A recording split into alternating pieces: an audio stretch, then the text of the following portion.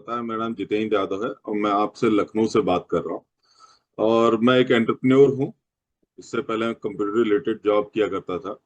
और आज हम लोग बात करेंगे नेटवर्क के स्किल। नेटवर्क को डेवलप करने के लिए हमको क्या स्किल्स डेवलप करनी होंगी, है ना, हमको क्या स्किल चाहिए, है ना? और स्ट्रॉन्ग नेटवर्किंग किस तरीके से हम क्रिएट करें। सबसे पहली चीज की नेटवर्किंग क्या होती क्या है। मैं जब बिजनेस में आया था तो मुझे नेटवर्किंग पे पता चला कि वो उस टाइम पे कंप्यूटर में काम करते थे, तो मुझे लगता था वही वाला नेटवर्किंग होता है, कंप्यूटर्स को आपस में जोड़ना है। लेकिन नेटवर्किंग का कहने का मतलब कि हमको अपना एक समूह तैयार करना, है ना, हमारे पास अपना एक समूह हो, अपनी एक टीम हो। नेटवर्क कई चीजों का हो सकता है, जरूरी नहीं है कि एमवे के लिए नेटवर्क बना रहे हैं। कई लोग हेल्थ के लिए नेटवर्क बना रहे होते हैं, कई लोग कुछ किसी और चीज के लिए नेटवर्क क्रिएट कर रहे होते हैं, कई लोग अपने दोस्तों का नेटवर्क होता है, फैमिली का नेटवर्क होता है। हर तरीके के नेटवर्क्स होते हैं, है ना, अलग अलग। हम किसी नेटवर्क बोलते ही जरूरी नहीं है कि एमवे ही हो गया। नेटवर्क का मतलब ही होता है कि हमको एक समूह तैयार करना, अपने फ्रेंड्स, अपने दोस्त, अपने रिलेटिव का एक नेटवर्क क्रिएट कर सकते हैं, हो सकता है ना। और नेटवर्क में नए नए लोगों के साथ मिलना, अपने व्यवसाय के लिए, मतलब अगर हम बात करें एमबे की, तो हमको नए नए लोगों से मिलना और अपने बिजनेस के लिए संभावनाओं और रास्ताएं बनाना। तो हम ये देखें कि हम किस तरीके से लोगों से मिल सकते हैं, किस तरीके से अपने और मतलब नेटवर्क क्रिएट कर सकते हैं, किस तरीके से अपने समूह को बड़ा कर सकते हैं। और ये नेटवर्क बिजनेस के लिए, डायरेक्ट सेलिंग के लिए बहुत ही जरूरी चीज है ना। नेटवर्क डायरेक्ट सेलिंग की रीढ़ की हड्डी होती है। अगर आप नेटवर्किंग देखिए, अगर हमने कहा हमारे बिजनेस में क्या है कि अलग अलग प्रोफेशन के लोग हैं। अब राजेश जी हैं, प्रिंसिपल हैं, है ना। आप बहुत सारे यहाँ पे टीचर्स हैं, कई लोग बिजनेसमैन हैं, इंजीनियर हैं, विजय जी देखिए, बढ़िया इंजीनियर। अब ये थोड़ी ना कि कल को आप निकल ये प्रोडक्ट बेचने निकल जाता है। अगर हम, इवन मेरे को भी कोई बोला बोला होता कि ये प्रोडक्ट ले आया था। जो सबसे बड़ी चीज देखिए, मैं देखता हूँ कि बहुत सारे लोग जब प्लान देखते थे, तो उसमें एक चीज लोगों को बहुत अट्रैक्ट करती है, दैट इज सिक्योरिटी। कि हम कुछ ऐसा करेंगे तो कुछ ऐसा क्रिएट होगा कि हम उसके बाद काम, अगर हमारी वर्किंग कैपेसिटी शून्य भी हो जाती है तो हम इनकम बनाते रहेंगे। क्यों बनाते रहेंगे? क्योंकि नेटवर्क जो है वो एक वक्त के बाद बहुत तेजी से काम करना शुरू करेगा। सब अपने अपने लिए काम करते हैं और वो नेटवर्क से कुछ ना कुछ बिजनेस क्रिएट होगा और हम बिजनेस, हमको इनकम आती रहेगी। तो नेटवर्क का मेन, नेटवर्किंग या डायरेक्ट सेलिंग में मेन नेटवर्क बिजनेस का सबसे बड़ी चीज है यूज करने का, कि ज्यादातर लोगों को ये फेथ होता है कि एक नेटवर्क से हम बड़ा बिजनेस क्रिएट कर सकते हैं, है ना। एक छोटे छोटे अमाउंट को मिलके, अगर मतलब मैं कहूँ कि एक आदमी अगर 10,000 का माल बेचता है और हम टीम बना लें 10 लोगों, 100 लोगों की, तो 10 लाख का टर्नओवर हो जाएगा। ये पावर होती है नेटवर्क, है ना। तो ये नेटवर्क अगर डेलिसिंग करें तो हमको नेटवर्क बनाना आना चाहिए और इसी को सीखना है। और इसमें क्या क्या सीखा जा सकता है, कितनी मेहनत लगाई जा सकती है, ये हमको डेवलप करना होगा। तो नेटवर्क के, और नेटवर्क और बेचने में बहुत डिफरेंस है, जैसे मैंने कहा। नेक्स्ट है कि नेटवर्क, नेटवर्क क्या होता है, बेचना क्या होता है कि हम सीधा सेल कर रहे हैं। और नेटवर्क क्या है कि हम एक समूह, एक जाल बना रहे हैं और उसके तरफ प्रोडक्ट्स को हम रिटेल कर रहे हैं। तो नेटवर्क में हम क्या कहते हैं, हमारा कस्टमर ही हमारा डिस्ट्रीब्यूटर है। और कस्टमर ही डिस्ट्रीब्यूटर कहने का मतलब कि हम जो हम कंज्यूम कर रहे हैं वही हमारा नेटवर्क बनते चला जाता है। तो ये बहुत ध्यान रखना है कि हम जिन लोगों को बिजनेस में इवन लेके भी आ रहे हैं, तो हम यूजर्स का नेटवर्क बनाए, ताकि वो लोग प्रोडक्ट यूज, खाली अगर आप ये सोचिए कि हमारे खाली जो हमारा ऑर्गेनाइजेशन है सिर्फ वही प्रोडक्ट यूज करने लगे, तो कितना बड़ा वॉल्यूम क्रिएट हो सकता है, नहीं। और नेक्स्ट है how to create network. Network कैसे बनाए। और इस पे, अब इसको नेटवर्क को बनाने के लिए जो सबसे बड़ी चीज है, जैसे मैं ये कहूँ कि ब्रिट, इवन ब्रिट अपलाइन और जो हमने सीखा है, दैट इज कि सबसे पहली चीज कि आपको लिस्ट बनाना होगा। नेटवर्क बनाने के लिए सबसे पहले कि आपको स्किल डेवलप करनी होगी कि हाउ टू क्रिएट लिस्ट। आप कैसे लिस्ट बनाएं और अपनी लिस्ट को कैसे निरंतर बढ़ाते रहे, रेगुलर अपग्रेड करें। और हम लोग कहते हैं इस बिजनेस के अंदर जो है ना, हमारा लिस्ट जो होता है वो रॉ मटेरियल होता है। अगर कोई भी फैक्ट्री है और अपना प्रोडक्शन कर रही है कोई चीज, और उसके पास मान लीजिए शुगर फैक्ट्री है, चीनी बनाती है, गन्ना ही नहीं है, तो 6 महीने उसको बंद करना पड़ता अपनी फैक्ट्री, नहीं। और इसी तरीके से हमारे साथ क्या है कि हमारे बिजनेस में अगर आपके पास नेम लिस्ट नहीं है तो आपकी फैक्ट्री बंद।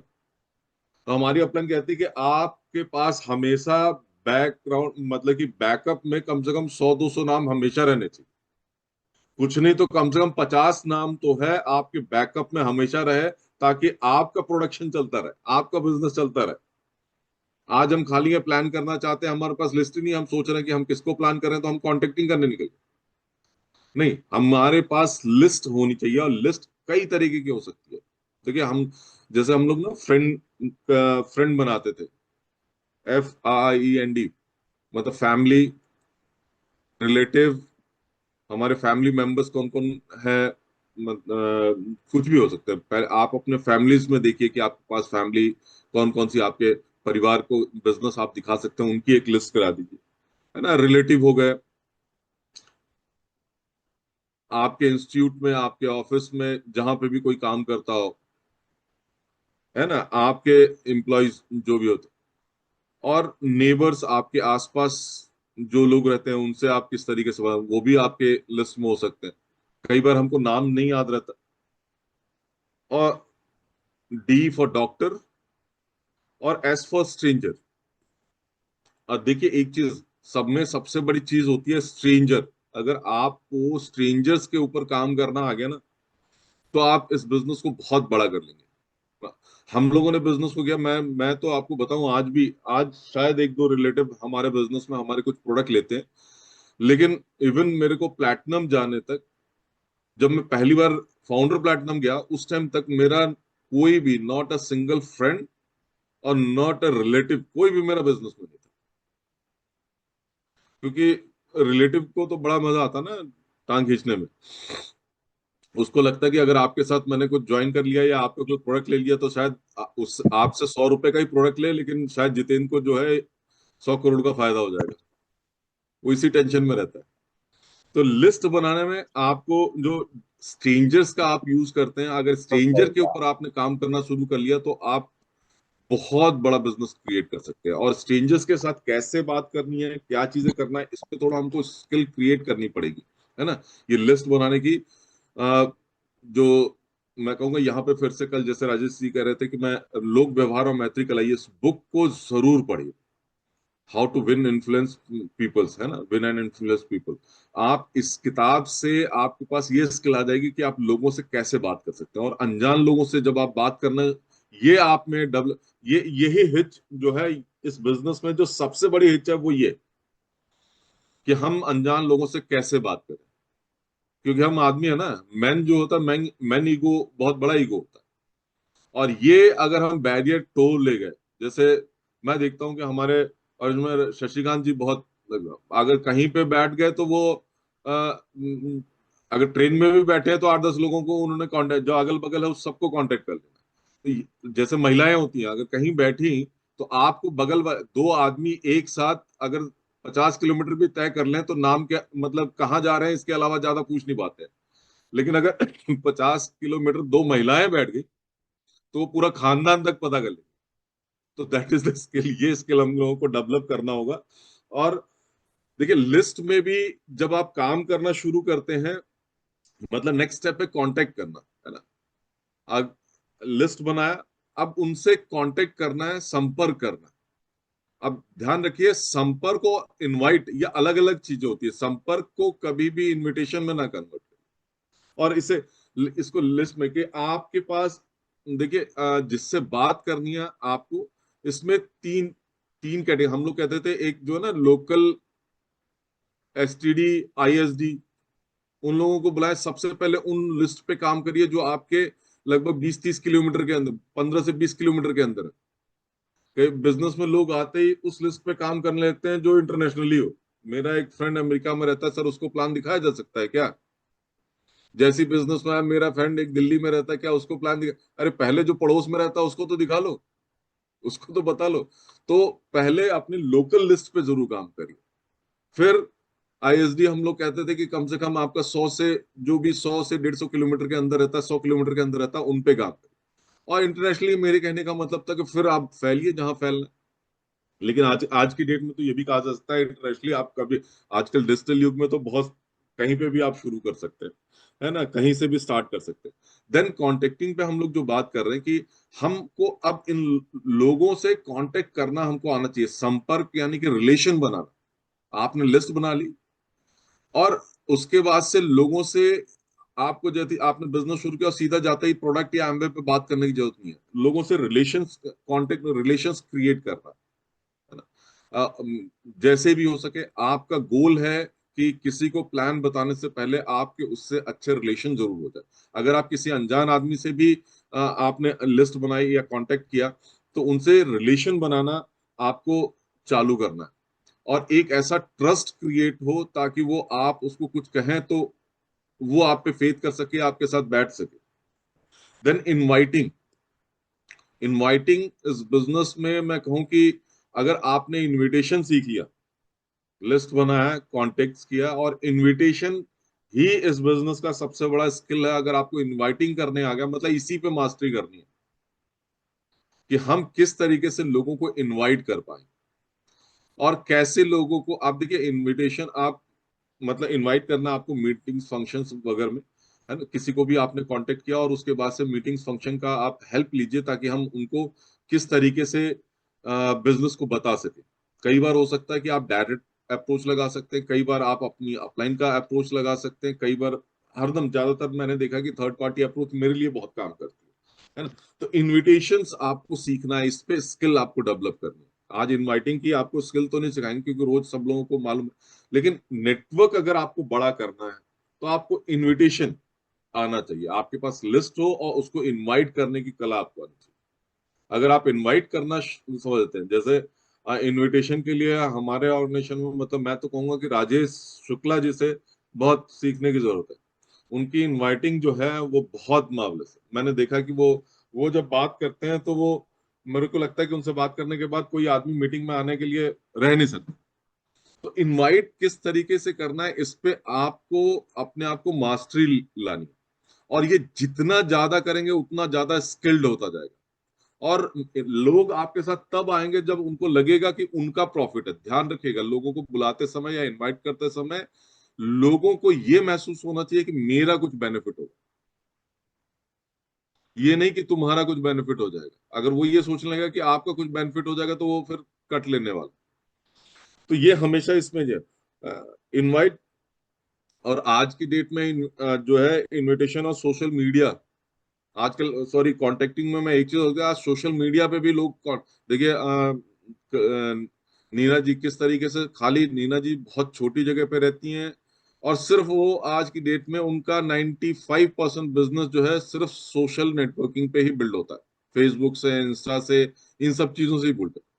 और ये तो समुंदर है, ये लिस्ट का समुंदर है। अगर इस पे ठीक से हम लोग और समझ पाए तो हम लोगों की बहुत सारे लिस्ट या नेटवर्क, बहुत सारे लोगों का नाम निकाल सकते हैं, है ना। और इस पे सोशल मीडिया पे किस तरीके से, या नेटवर्क पे इंस्टा वगैरह पे हम कांटेक्ट करके किस तरीके से इनवाइट करें, ये आज की डेट की ये नई स्किल्स है जो पिछले कुछ महीनों में डेवलप हुई है, कि हमको ये सीखना है कि हम किस तरीके से सोशल मीडिया का हेल्प लेके लोगों को इनवाइट कर सकते हैं। नहीं, देन रेफरल्स है अपनी टीम और नेटवर्क को बढ़ाने के। रेफरेंस मींस मैंने किसी को प्लान दिखाया, जैसे हम लोग करते थे शुरू में, इवन अभी भी करते हैं।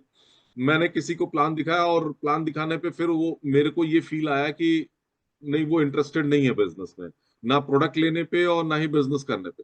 तो हम धीरे से एक चीज कहते थे, मैं जनरली कहते थे कि मुझे लग रहा है कि मैं समझ सकता हूँ कि हो सकता है शायद अभी आपके लिए बिजनेस ना काम करे, या मैं आपको जो मैं समझ पा रहा हूँ वो मैं समझा नहीं पा रहा हूँ इस बिजनेस के बारे में। लेकिन हो सकता है कि ये बिजनेस किसी और के लिए बहुत जरूरी हो सकता है, या किसी और के लिए बहुत काम कर सकता है।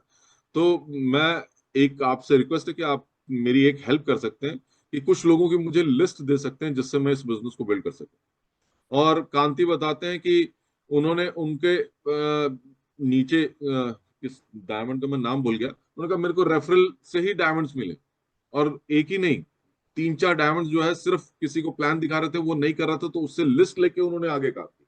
और ये लिस्ट तभी खत्म नहीं होती रहती अगर आपने रेफरल निकालना शुरू कर दिया।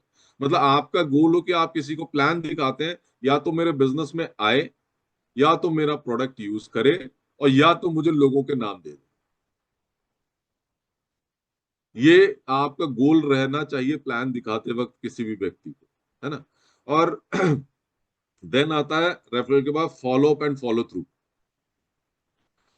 फॉलो अप फॉलो अप का मेन मकसद है आपको रिलेशन ड्राइव करना। फॉलो अप में सवालों का जवाब होता है, हाँ होता है, लेकिन फॉलो अप जो है वो आपको ट्रस्ट और रिलेशन डेवलप करने का मौका देता है। फॉलो अप में जरूरी नहीं है कि हम उसको एकदम फॉलो अप का मतलब तुरंत ही हम ज्वाइन कराने ही बैठ गए। हाँ, हमारा गोल है, लेकिन हमारा गोल ये भी है कि हम उसको जो है उसके साथ रिलेशंस और आगे ड्राइव कर सकें। और फॉलो थ्रू का मतलब है कि आपका रिलेशन ऑन गोइंग चलता रहेगा। हमारा फॉलो थ्रू आज भी हमारी अपलाइन करती है, तो इसी को फॉलो, आज भी आप अपनी अपलाइन के पास काउंसलिंग करने जाते हैं, दैट इज फॉलो थ्रू। और फॉलो अप में आपको बहुत सारी चीजें फॉलो अप में बहुत सारी चीजें सीखे। अभी तो कितने सेशन फॉलो अप के हो चुके हैं ना। अभी कल रिजेक्शन हैंडलिंग पे इतनी सारी बात हुई, है ना। तो ये फॉलो अप में आप, मैं तो सिर्फ एक चीज कहता हूँ कि ये एक फॉर्मूला सीख लीजिए तो आधा काम हो जाता है, that is feel felt found. Feel मुझे भी ऐसा लगता था, फेल्ट लेकिन मैंने जब स्टडी किया तो फाउंड मुझे ऐसा मिला। ये किसी पे भी लगा सकते हैं। प्रोडक्ट महंगे हैं, हाँ मुझे भी लगता था प्रोडक्ट बहुत महंगे हैं। मैं भी बिजनेस में आया था तो मुझे लगता है प्रोडक्ट बहुत महंगे हैं।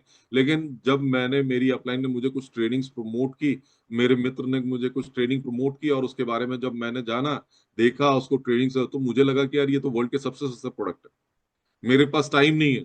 हाँ, मैं समझ सकता हूँ आपके पास टाइम नहीं है, और इसीलिए तो मैंने बताया मेरे पास भी ऐसा टाइम नहीं हुआ करता था। या अगर आप खाली रहते तो आप अपनी अपलाइन का नाम ले सकते हैं। मेरे को जिसने बताया वो तो स्कूल में टीचर हैं भाई, बहुत सारे ट्यूशन पढ़ाते थे। सवेरे 6 बजे उनका ट्यूशन चालू होता था, रात के 10 बजे तक ट्यूशन चलता था, स्कूल में पढ़ाते थे।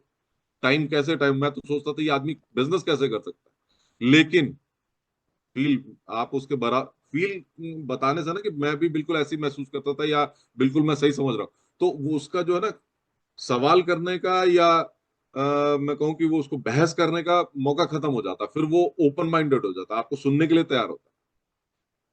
कभी किसी के साथ आर्गू करने की जरूरत नहीं। कई बार क्वेश्चन लोग बोलते हैं और हम उससे पहले जवाब देने लगते हैं। तो फील, हाँ बिल्कुल मैं भी ऐसे महसूस कर रहा हूँ। मेरे पास टाइम नहीं था, लेकिन जब मैंने इस बिजनेस को देखा तो मुझे ये एक चीज पता चला कि मैं इस तरीके से टाइम्स को मैनेज कर सकता हूँ, और हमारे पास बहुत सारी चीजें रहती हैं। और मैं धीरे धीरे धीरे मैंने ये चीज पाई। तो आप फील फेल्ट फाउंड को मास्टर करना सीखिए, कि किस तरीके से इस पे मास्टरी आप कर सकते हैं, है ना। उसके बाद प्रभावी संवाद कौशल और आत्मविश्वास से बात करें। मतलब कि आपको हरदम कॉन्फिडेंस से बात करना है। नहीं, मैं देखा बहुत सारे लोगों को बहुत सारी चीजें नहीं पता, लेकिन कॉन्फिडेंस इतना, प्लान दिखाते वक्त तो हाथ पर वैसे ही घुल जाता। हमेशा कॉन्फिडेंस अपना क्रिएट रखिए तो लोग आपके साथ है। जो व्यक्ति कॉन्फिडेंस के साथ बात करता है, लोग उसके साथ अटैच होना चाहते हैं, उसके साथ मिलना चाहते हैं, उसके साथ रहना चाहते हैं। सक्रिय रूप से सुनना, लोगों की बातों को ध्यान से सुनना, सुनकर उनको जरूर जरूर समझाएं। मतलब लिसनिंग आपको सबसे इंपॉर्टेंट है। लोग, मैं जैसे अभी बात कर रहा था, कई बार लोग कुछ बात करते हैं तो हम उनके बात से पहले, उनके सवाल से पहले उनको जवाब देने लगते हैं। नहीं, आपको अगर एक स्ट्रांग बिजनेस क्रिएट करना है तो सुनने की कला आपको डेवलप करनी पड़ेगी। मैं आपको बताऊं, अपने बिजनेस में मेरे पास कम से कम 5 ऐसे एग्जाम्पल हैं, और उसमें से 2 मेरी डायरेक्ट लेग ऐसे हैं जिसको मैंने प्लान नहीं दिखाया था, सिर्फ मैंने सुना और स्पॉन्सर हो गया। ये घटना है गोरखपुर की। मैं एक फ्रेंड को प्लान दिखाने के गया था, फुल बैक। और उससे पहले जो है मेरे दोस्त जो मेरी डाउनलाइन जो मेरे को लेके जा रही थी प्लान कराने के लिए, कि यहाँ पे प्लान करना, मैं अपनी डाउनलाइन को लेके किसी प्रोस्पेक्ट के पास प्लान करने गया था। और उन्होंने मुझे जैसे ही मैं पहुंचा तो फिर थोड़ी देर बात करने के बाद पेपर और पेन निकाला। तो अब वो चूंकि पहले सुन चुके थे या जो भी दिमाग में हो, वो जैसे ही मैंने पेपर पेन निकाला, पहले तो फॉर्मेलिटी हुई, उसके बाद पेपर पेन निकाला, तो उन्होंने कहा यार ये आप एमबे तो नहीं बताने जा रहे। तो मैंने कहा कि हाँ, आप क्या जानते हैं एमबे के बारे में? तो उन्होंने बोला कि अरे मेरे को जितेंद्र प्रताप आए थे, जो अपने डायमंड, जितेंद्र प्रताप आए थे, उन्होंने प्लान दिखाया, फिर वो किसी नितेश दीक्षित को लेके आए थे, उन्होंने मुझे प्लान दिखाया, है ना, मेरे को वहां लोकल भी कुछ लीडर्स के ना, मुझे लगा यार एमबे के सारे लगभग तो सारे के सारे, अब मैं प्लान दिखा के कौन सा तूप मार दूंगा, तो मुझे लगा टाइम वेस्ट करूंगा। और वो मेरा फर्स्ट एक्सपीरियंस था सुनने का। मैं आपको बता रहा हूँ, मैं अपना फर्स्ट एक्सपीरियंस था कि सुनने का क्या फायदा होता।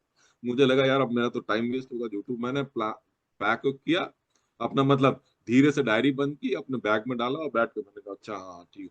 और वो फिर बोलने लगे मैं कि ये ऐसे वैसे, और बताइए वो लोग ऐसे आए, और कुछ देर, अब मेरे को बहुत कन्वर्सेशन तो याद नहीं, लेकिन थोड़े देर बाद लगभग 15-20 मिनट के बाद वो कहे कि एक चीज आप बताइए मुझे, आप मेरे मेरे को साथ देंगे, मेरा साथ देंगे? मैंने कहा हाँ, क्यों नहीं देंगे। वो उठा, उस टाइम पे पैसे लगते थे 4400 रुपए ज्वाइनिंग के। वो उठा, अंदर कमरे में गया, 4400 रुपए लेके आ गया। वो मैं सरप्राइज, मैं तो ये सोच रहा था अब तो ये ज्वाइन ही नहीं होना है। और मैं सरप्राइज की उसने, मैंने कुछ भी नहीं बोला, नौ एम्बे का कुछ भी नहीं बताया, ये भी नहीं बताया। और वो बंदा और मैं और मेरा डाउनलाइन दोनों एक दूसरे का मुंह देख रहे हैं, अरे। बाद में बाहर निकल के वो कहता, सर मैं तो इतना टेंशन में था कि इतना आपको समझा के, आप प्लान भी नहीं दिखा रहे, आपने डायरी वायरी बंद कर ली। और मैंने कहा यार ये तो गया हाथ से। मतलब आदमी इस तरीके से बात करता ना। और लास्ट में वो, और मैंने उसके बाद मेरे को वो समझ में आया, ये रियलाइज हुआ कि भैया सुनना बहुत जरूरी है, क्योंकि लोगों को किसी ना किसी ने प्लान दिखाया हो, वो अंदर से भरे हुए हैं। अगर आप बात करते हैं, आप उनको सुनते हैं, तो उनकी सही पीड़ा निकल के आ सकती है। और शायद, और वो, उसने मुझसे कुछ पूछा भी नहीं सवाल कि ऐसे होगा वैसे, उसने थोड़ी देर सुनाने के बाद एक चीज कहा कि आप मेरी हेल्प करोगे? मैंने कहा हाँ डेफिनेटली करूंगा। और वो अंदर गया, पैसे निकाल के आ गया। तो एक तो आप सुनने की कला समझिए, तो आप असल में लोगों की प्रॉब्लम समझ पाएंगे कि उनकी प्रॉब्लम क्या है, देन आप अगर प्लान दिखाएंगे तो वो प्लान बहुत काम करेगा। तो बी, और ऐसे कई एग्जांपल्स हैं हमारे ऑर्गेनाइजेशन में, जिनको सिर्फ सुनने से ही बहुत सारी चीजें क्रिएट हो गई नहीं। और सही क्वेश्चन पूछना, नेक्स्ट है कि सही सवाल पूछना सीखें कि हमको क्या सवाल करना चाहिए। और question are the answers books को जरूर पढ़िए, यहाँ पे मैं सजेस्ट करूंगा, लोगों से सवाल करना सीखिए, है ना। अभी लास्ट राजेश जी पिछली मीटिंग में क्या बता रहे थे कि नहीं, कल वाली मीटिंग में शायद आपने बताया कि किस डायमंड ने कहा कि एमवे जो है वो सही, डायमंड सही सवाल करने का बिजनेस, मतलब आप जो है सही क्वेश्चंस करना अगर आप सीख जाते हैं, किससे क्या सवाल, राइट क्वेश्चंस, लोगों से अगर सही तरीके से या सही सवाल करना सीख जाते हैं, तो आपका बिजनेस बहुत बड़ा हो सकता है। तो सवाल आप ध्यान रखिए कि हरदम ओपन एंडेड क्वेश्चंस पूछने चाहिए। ओपन एंडेड कहने का मतलब कि आपकी हॉबी क्या है, आपने बोला तो वो क्या है, अब वो चुप नहीं रहेगा, वो कुछ ना कुछ बोलेगा। और जब आदमी बोलता है तो वो खुलता है, जब वो खुलता है तो उसका दिमाग खाली होता है, वो आप फिर उसके बाद कुछ भी बात करेंगे तो उसके दिमाग में जाएगा। तो क्वेश्चंस क्या करने हैं, फॉलोअप में ये ध्यान रखिए कि आपको क्या क्वेश्चंस करने हैं। तो क्वेश्चन पूछना बहुत इंपॉर्टेंट है कि आप किस तरीके के सवाल, किस तरीके के क्वेश्चंस कर रहे हैं। और एक चीज ध्यान रखिए कि नेक्स्ट, कहानी सुनाना बहुत इंपॉर्टेंट। देखिए, ये कहानी सुनाने की बात लगभग हर मीटिंग में हर लीडर कर चुका है, बहुत सारी मीटिंग्स में। तो यानी कि आपके पास अपनी एक स्ट्रॉन्ग स्टोरी होनी चाहिए, है ना। अपने अनुभवों और सफलताओं को दिलचस्प अंदाज में बताने का तरीका आपको आ जाना चाहिए। नहीं उसमें, उसी चीज को, नहीं कोई भी सिंपल स्टोरी, हम किसी परमवीर चक्र विजेता को सुनते हैं, उसकी स्टोरी सुना, हमको अच्छा लगता है, लेकिन वो फिल्म मेकर जब फिल्म पे दिखाता है, तो उसकी बात देखिए कैसा रहता है। नहीं, हमको लगता है कि हम जी के आ गए वो घटना। तो आप अपनी स्टोरीज को कुछ, मतलब कि ये कह सकते हैं कि दिलचस्प आप बनाइए, आप उनको किस तरीके से आप बिजनेस में आए, आपने इस बिजनेस को क्या शुरू किया, आपके क्या हर्डल्स रहे, है ना। अब ये पूरी स्टोरी ये नहीं कि आप भी 3 घंटे की स्टोरी उसको बताने लगे। मेरे कहने का मतलब, आपकी जो पिच हो या आप जब भी बात करते हो, तो आपके आपके पास कुछ ना कुछ स्टोरी हो, और स्टोरी से अगर आप बात शुरू करते हैं तो आदमी आपको रिलेट करता है। और ध्यान रखिए कि फर्स्ट इंप्रेशन बहुत बड़ा होता है, आपके बाद आपकी चीजें वहीं से खुलनी शुरू होती है।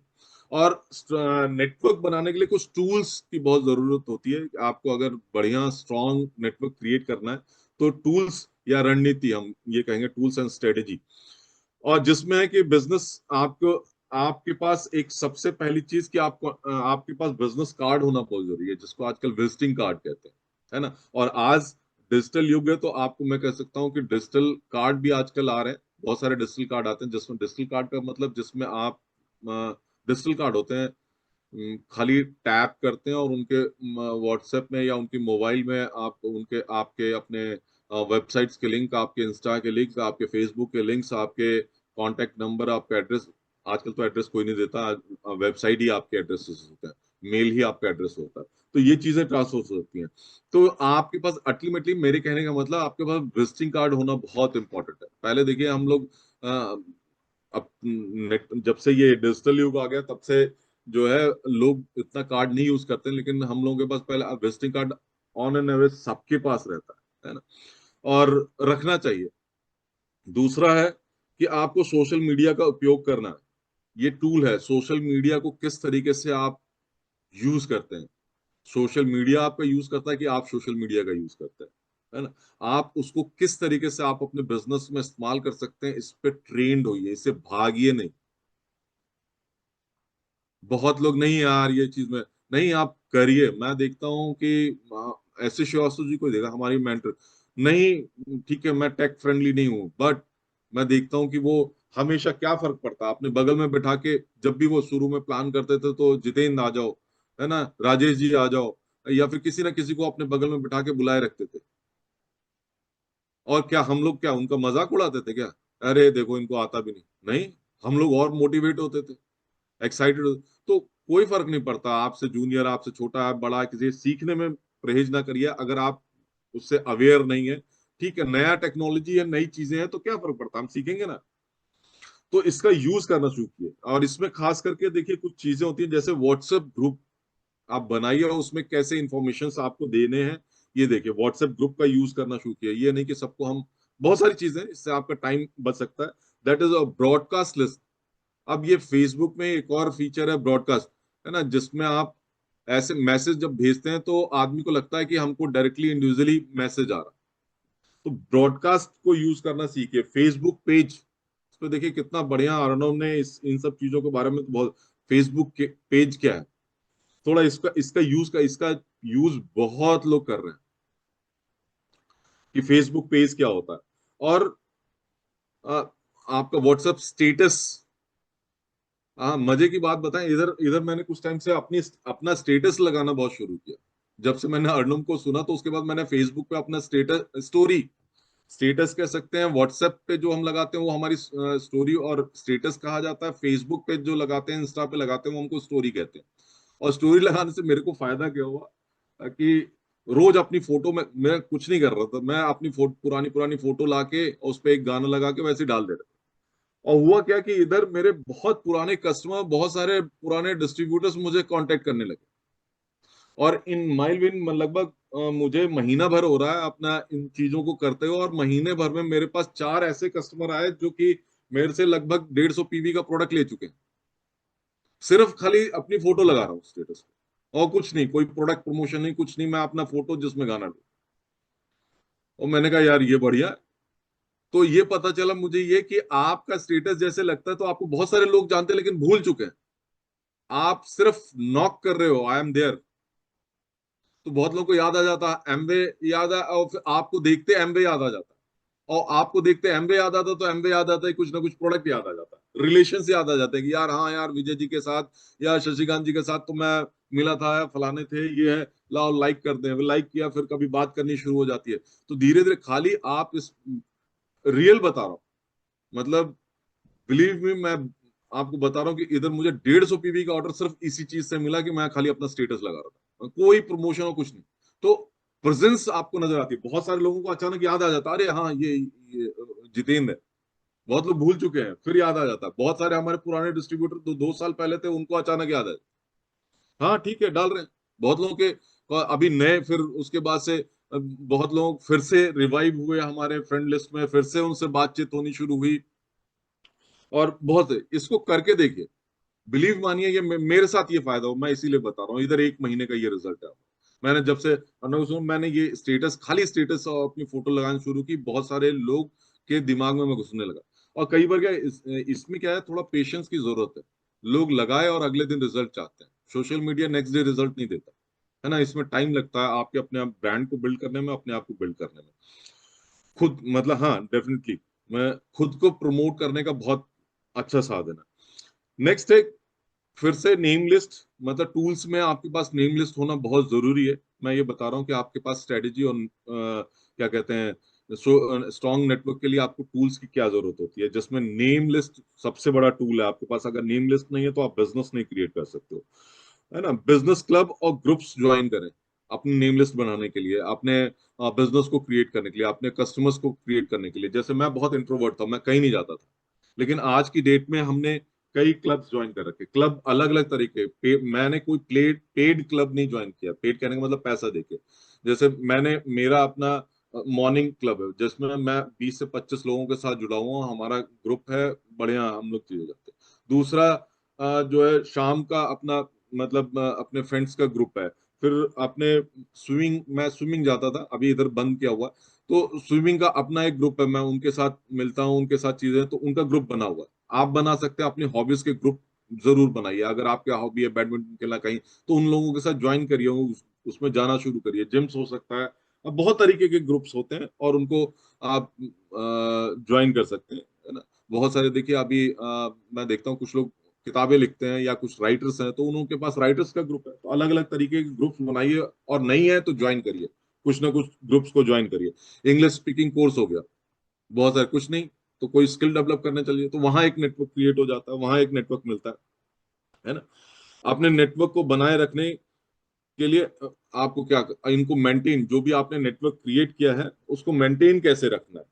तो भरोसा और लंबे रिश्ते बनाए रखना है सबसे पहली चीज। अगर आप नेटवर्क को क्रिएट और नेटवर्क को बनाए रखते हैं, तो आपको लोगों के साथ और अपनी डाउनलाइन के साथ इतने स्ट्रांग आपके रिलेशंस होने चाहिए कि आप के साथ वो जुड़े रहें।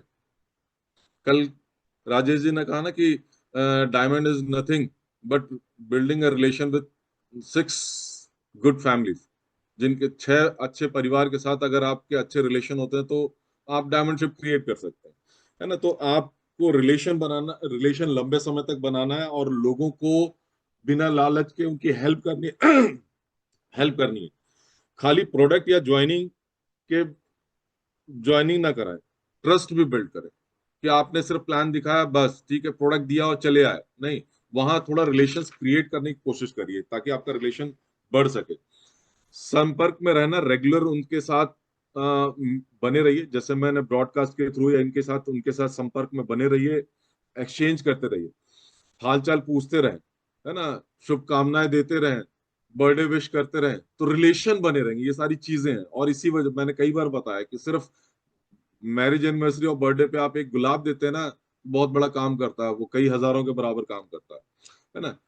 और रिकग्निशन एंड प्रमोशंस, जरूर आपके ऑर्गेनाइजेशन में लोग आए तो रिकग्निशन करना लोगों का बहुत जरूरी है। अगर आप बड़ा बिजनेस बनाए चाहते हैं, उनको मेंटेन करना चाहते हैं, तो आपको लोगों को रिकग्निशन देना। जैसे हम लोग क्या कर, हाँ, हम लोग अपनी फैमिली रियूनियन में क्या करने वाले, आधा टाइम 90% हम लोग रिकग्निशन को देते, क्यों? इससे लोगों का अटैचमेंट बना रहता है। और इवन लोगों को प्रमोट करना सीखे।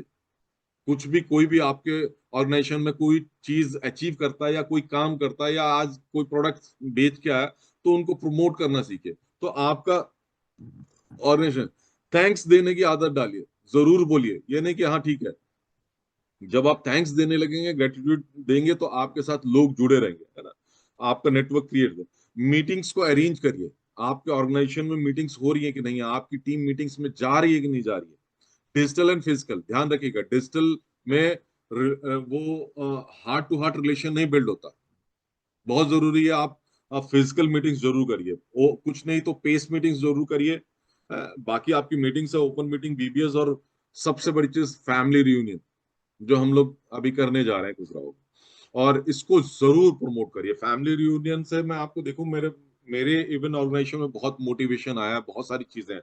कहीं जाते हैं, डेस्टिनेशन है, घूमने को मिलता है, एक बॉन्ड मिलता है। तो इससे आपका जो टीम है, जो नेटवर्क है, वो आपस में उनकी बॉन्ड बहुत स्ट्रांग होती चली जाएगी, और वो हमेशा बना रहेगा। जो सबसे बड़ी चीज है, फायदा और बिक्री। मतलब यहाँ पे सॉरी बिक्री कह गया, सोच है ना। इसमें नेटवर्क बनाने का जो सबसे बड़ा फायदा है वो है हमारा सोच और बेनिफिट। क्या है, बिक्री और ग्रोथ बढ़ाता है, नेटवर्क से ज्यादा कस्टमर्स और ज्यादा ऑर्डर्स मिलते हैं। आपके पास नेटवर्क है तो आपकी सिक्योरिटी और बहुत बड़ा वॉल्यूम क्रिएट होता है, इसलिए नेटवर्क जरूरी होता है। आपने नेटवर्क क्रिएट किया और छोटे छोटे, अगर हर आदमी, मैं कहता हूँ बहुत बड़ा नहीं, मैं कह रहा हूँ आप 1,000 लोगों का नेटवर्क क्रिएट किया और 1,000 हर आदमी यूज कर रहा है, तो कितना बड़ा टर्नओवर क्रिएट हो जाता है, नहीं लाखों का टर्नओवर क्रिएट हो गया। और इससे नेटवर्क, जब आप नेटवर्क बिल्ड करते हैं तो इसमें आपका सेल्फ कॉन्फिडेंस बढ़ता है। मैंने देखा कि बहुत सारे लोग सिर्फ अपने बच्चों को इसलिए पर्सनालिटी डेवलप करने के लिए नेटवर्क मार्केटिंग या डायरेक्ट सेलिंग बिजनेस में लेके आते हैं कि यहाँ पे लोगों से इंटरेक्ट करने को मिलता है ना। और हमेशा आप मोटिवेट रहते हैं। हम यहाँ बैठते हैं और रोज हमको हर थोड़े दिन में कुछ ना कुछ मीटिंग्स मिल रही है, अच्छे लोगों को सुनने को मिल रहा है, एक ऐसा किताब पढ़ने के लिए प्रमोट किया जाता है, सीडी सुनने के लिए पढ़ा जाता है। तो इससे हमारा मोटिवेशन लेवल बना रहता है, हमारा सेल्फ कॉन्फिडेंस बना रहता है और बहुत सारी चीजें, बहुत सारे रिलेशंस बिल्ड होते हैं। ये था मुझे जो मुझे कहना था आपसे, और मेरी तरफ से इतना ही। Thank you.